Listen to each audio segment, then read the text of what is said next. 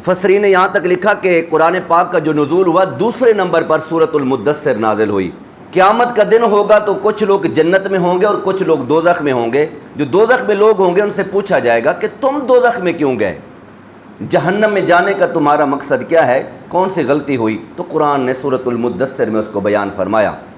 عن المجرمین، جو مجرمین ہوں گے ان سے پوچھا جائے گا ما سلککم فی سقر، کون سی بات تھی تو تمہیں دوزخ میں لے گئی؟ سقر کہتے ہیں جہنم کو، دوزخ کو۔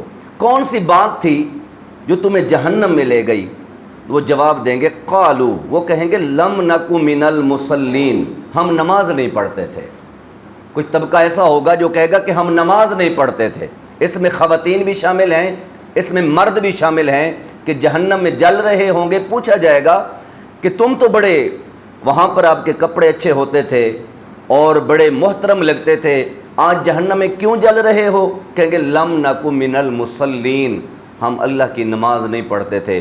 اور وہ ان لوگوں کے لیے بھی عبرت کا مقام ہے جو صرف ماہ رمضان میں نماز پڑھتے ہیں اور باقی 11 مہینے جو ہے وہ کہتے ہیں بس کوئی بات نہیں، اگلا سال آئے گا تو پھر دیکھی جائے گی۔ تو قرآن کریم نے اس بات کو بیان فرما دیا، جو بے نمازی ہوتے ہیں ان کو جہنم میں جلنا پڑے گا۔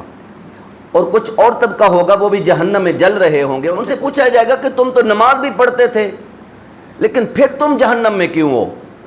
تو وہ جواب دیں گے وَلَمْ نَكُ نُطْعِمُ الْمِسْكِينَ، ہم مسکینوں کو کھانا نہیں کھلاتے تھے۔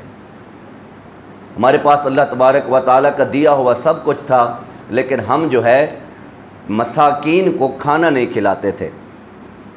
یہ 3-4 آیات میں نے عرض کی ہیں، بہت ساری آیات بینات ہیں لیکن وقت کے دامن میں گنجائش نہیں ہوتی، اس حوالے سے تھوڑی سی وضاحت عرض کرتا ہوں۔ پہلی بات یہ ہے، اللہ رب العزت نے اپنے بندوں کا حق رکھا ہے مال کے اندر۔ بہت سارے لوگ ہیں جن کو اللہ تبارک و تعالیٰ نے سونا چاندی سے نوازا ہے۔ ماہ رمضان ہے تو یہ پیغام آپ توجہ سے سماعت فرما لیں۔ لوگوں کے پاس بہت ساری خواتین ہوتی ہیں، 7.5 تولے ان کے پاس سونا موجود ہوتا ہے، سیٹ بنے ہوتے ہیں، لیکن دل نہیں کرتا کہ ان کو توڑا جائے یا ان کی زکوٰۃ دی جائے۔ بہت سارا پیسہ ہوتا ہے، دولت ہوتی ہے، کئی سال گزر گئے لیکن کبھی زندگی میں زکوٰۃ نہیں دی۔ اس کی 2 وجوہات ہو سکتی ہیں۔ ایک وجہ یہ ہوتی ہے کہ مسئلے کا علم نہیں ہوتا، علم ہی نہیں ہے کہ زکوٰۃ بھی دینی ہوتی ہے، زکوٰۃ بھی فرض ہے، یہ بھی قرآن سے ثابت ہے۔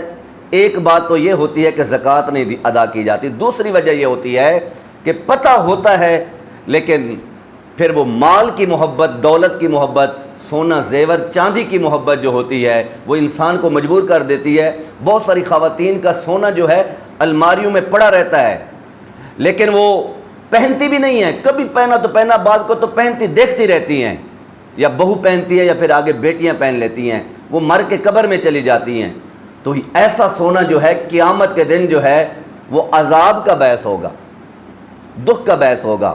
اور یہ بھی مسئلہ یاد رکھ لیں، اگر کسی کے پاس پیسے نہیں ہیں، صرف اتنا سونا ہے جن پر زکوٰۃ واجب ہو سکتی ہے، پیسے نہیں ہیں، علماء نے کہا کہ وہ سونا بیچ دے، فروخت کر دے، اپنی قبر دیکھے۔